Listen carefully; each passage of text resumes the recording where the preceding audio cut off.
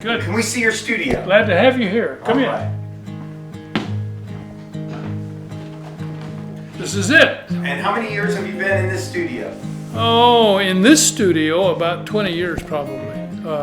In the house, 40 or something like that. Well, take us through the process of what you do here. Okay, it's kind of divided into work areas. I mean, they blend in one another, but this area right here I kept open because except for the pandemic, every Thursday night we have a life drawing group here. So this is a model stand, and we have about 7, 8 people that have. That's why all these easels and so forth are around. So I keep this area pretty much protected for that reason, so that we have space. Then this is basically the production area for me. Painting there.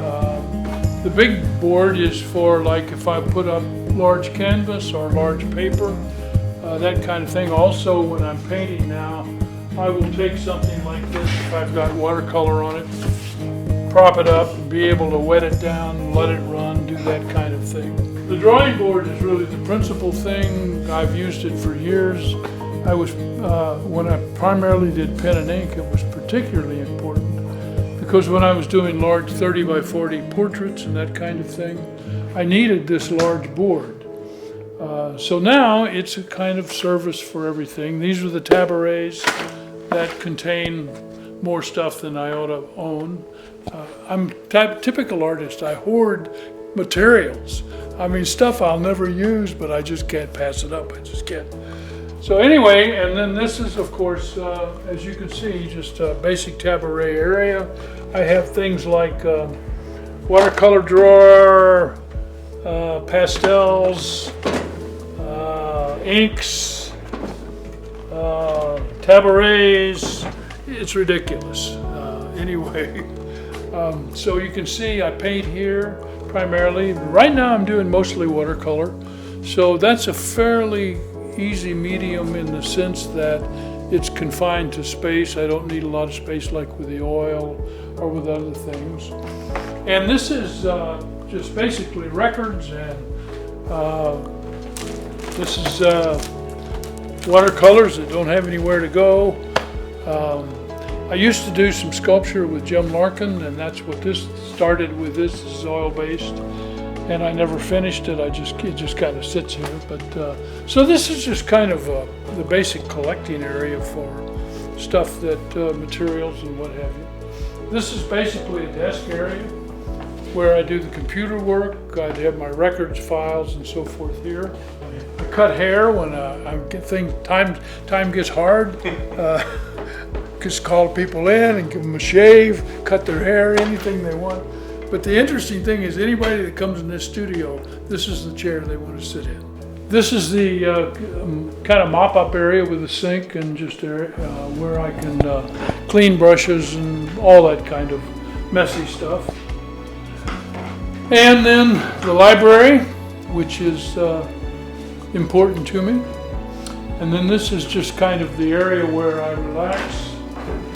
Sometimes I do sketching here, sometimes I do things like, this is a sketchbook, just do a little bit of watercolor sitting right here. It's real easy for me to do, it's comfortable. This is our sun porch, and the reason we built it was when we built the studio onto the house, we killed all of the light to the interior of the house. So we were starved for some place to be in sunlight. So first of all, we built a porch, then we screened it, then we glassed it. And this is where I come in the morning and I do the crossword puzzle, read, have my coffee, do some writing a lot of times. It's just a really favorite space for us. The cat loves it, the cat thinks it owns it. It's important to have your space. I mean, it can be a small space if that's required, but it's really important to have a space that feels like it's yours and it's for your creativity and so forth. If you're just all over the house, or you're just kind of making wood do from one place to the next, that's confusing and it's discouraging. So ideally you start small and you grow. And my first studio was on my carport. I enclosed it. It's about 400 square feet, if that big. I was in it for 10 years. And it was fine, but just outgrew it. And then finally had the opportunity to do this. So this has been, my goal was to have a place where we could do the life drawing group. That was always a big thing for me, so. So here it is, and you don't have far of a commute, do you? Not too much, no, 3 steps. And here you are. Yeah, as I get older, those 3 steps may become a little more challenging, I don't know. For sure. Well, thanks for inviting us into your studio to see your workspace and learn a little bit about the process that you go through. Well, it's my pleasure, and I'm all for the Alliance and the studio tour. I think it's a great contribution to the community.